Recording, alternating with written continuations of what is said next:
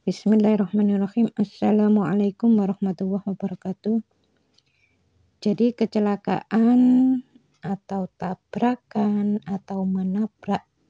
Sebenarnya menabrak atau ditabrak itu sama saja ya. Maksudnya kalau orang itu menabrak itu kesannya seperti dirinya yang salah. Tapi kalau ditabrak orang kesannya seperti orang lain yang salah.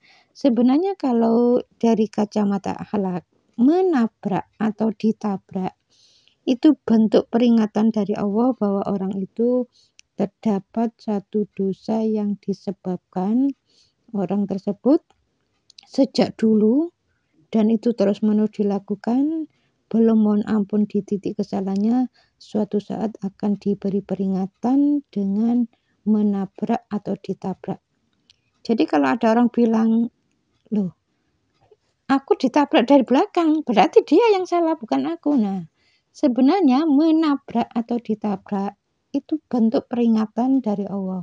Jadi orang itu meskipun hati-hati ya suatu saat ya akan diberi peringatan oleh Allah dengan ditabrak dari depan atau belakang. Cuma bedanya kalau yang di belakang, jadi orang itu punya kesalahan kalau disuruh orang tua itu tidak secepatnya melaksanakan, menganggapnya remeh.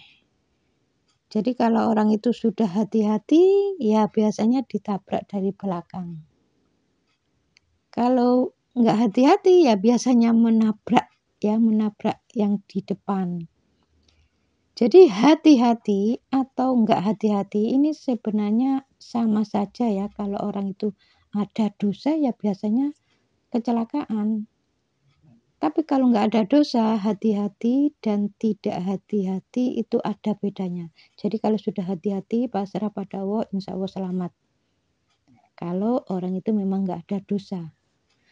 Kalau ada dosa, hati-hati atau nggak sama saja kecelakaan.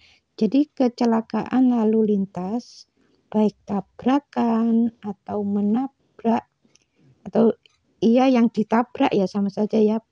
Pokoknya penyebab kecelakaan lalu lintas. Ini kan biasanya sering dianggap sepele ya oleh orang. Ya dianggapnya ya kurang hati-hati, banyak kendaraan, ngantuk dan lain sebagainya. Sebenarnya ini ada cerita. Ini maaf nggak saya sebutkan namanya.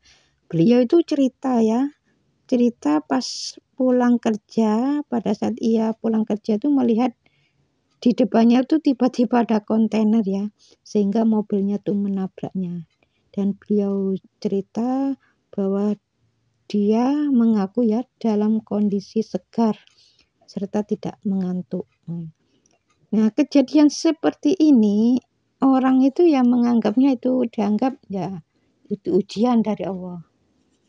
Jadi ujian yang berupa kecelakaan itu beda dengan musibah yang berupa kecelakaan. Kalau kecelakaan disebabkan musibah berarti orang itu ada dosa. Ini tolong digarisbawahi. Kalau kecelakaan diakibatkan karena ujian itu beda. Biasanya ujian dalam 1 tahun itu 1 atau 2 kali itu paling banyak ya, itu keterangannya ada di surat At-Taubah. Jadi kalau orang itu sudah 1 tahun sakit 1 kali, kecelakaan 1 kali, ya insya Allah itu ada ujian kecelakaan. Tapi kalau orang itu memang nggak pernah doa, ya Allah selamatkanlah aku di jalan raya, nggak pernah berdoa seperti itu, berarti itu insya Allah bukan ujian tapi musibah. Jadi ujiannya orang yang berdoa, ya Allah selamatkanlah aku di jalan, jangan sampai kecelakaan.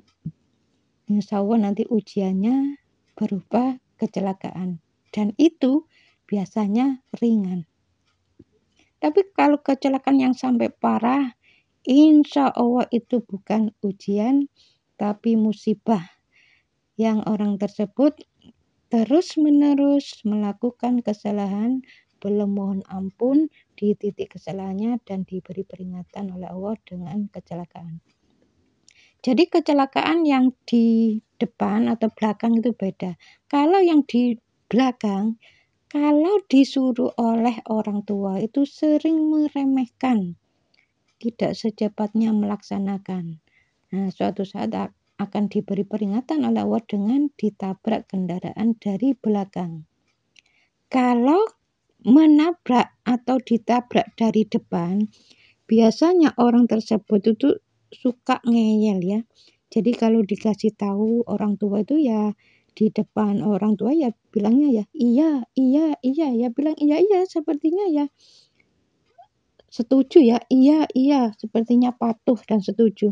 Tapi ternyata di belakang tetap menolak. Nah, jadi seorang anak yang seperti itu melakukan perbuatan seperti itu terus-menerus, walaupun di depan orang tua mengiyakan, tapi di belakang tetap menolak nasihat orang tua dan ngeyel, itu biasanya kalau imannya bagus, masih remaja ya sudah diberi peringatan oleh Allah dengan kecelakaan.